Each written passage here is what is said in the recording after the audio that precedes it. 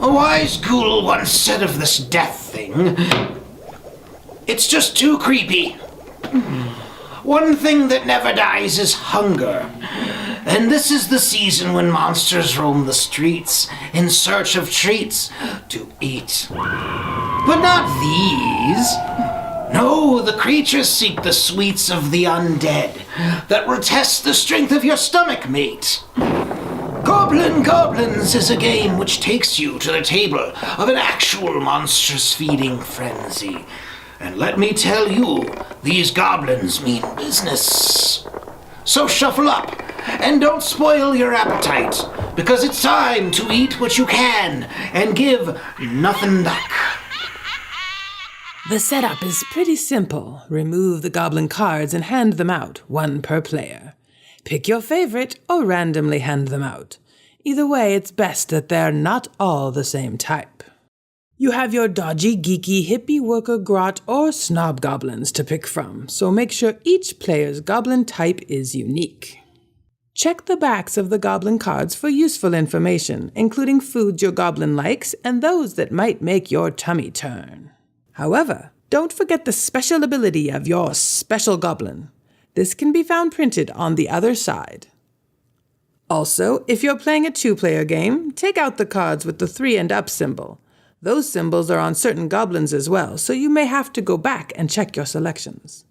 Once everybody knows who everybody is, shuffle the deck and deal 5 to each player, unless you've got 7 or more players. On your turn, you'll play 1 card and draw 1 card. You can play a food card by laying it in front of you on your plate. The goal is to make card sets, 3 of the same color or a set of 6 with different colors. But if you have 7 or more players, it's 3 of a kind or a set with 4 different colors.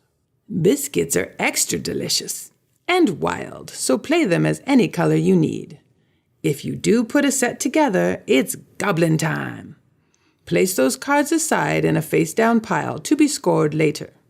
You may even get a set on someone else's turn.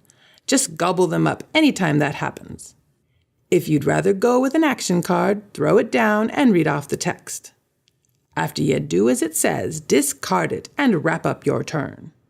But beware, actions can turn a goblin quite irate, since these cards can wreck their plans but good.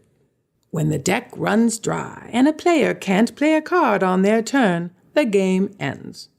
Discard any cards in your hands, then pass any food cards on your plate to the player on your left, and everyone now adds those cards to their gobbled pile. Now it's time to score. Dig through the cards in your stomach and add them up like this. Any card your goblin loves, 2 points.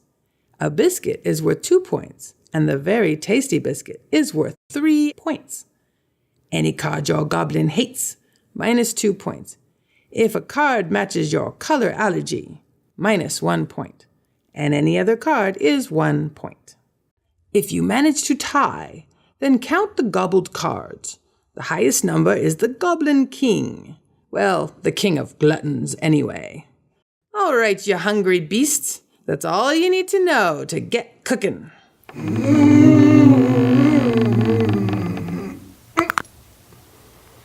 Focusing on the eating habits of non-humans is a new gaming experience on my table.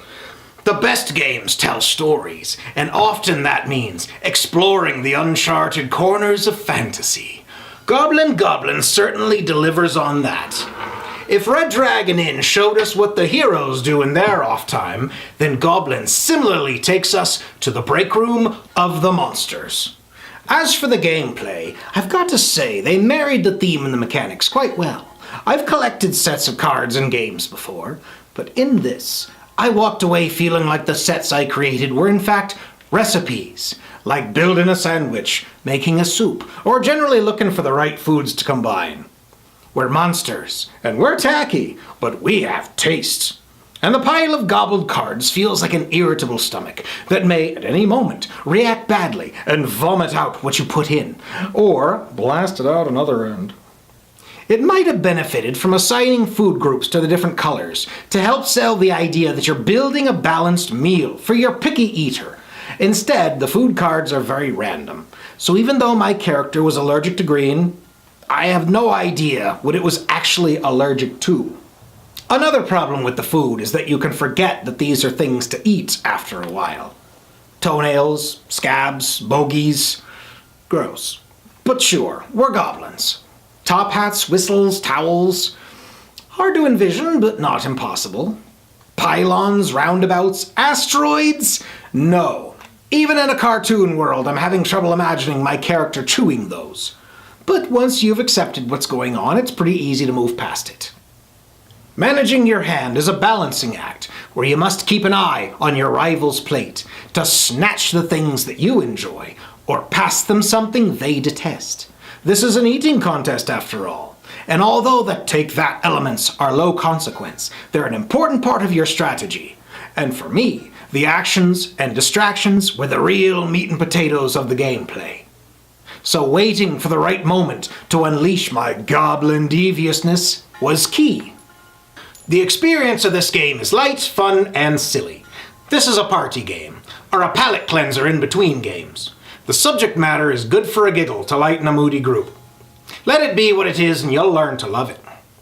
Those are my thoughts on Gobblin Goblins. It's currently up on Kickstarter, so have a look and see if it's something you're hungry for. Thanks for stopping in for ye old pirates parley. Have a happy and safe Halloween!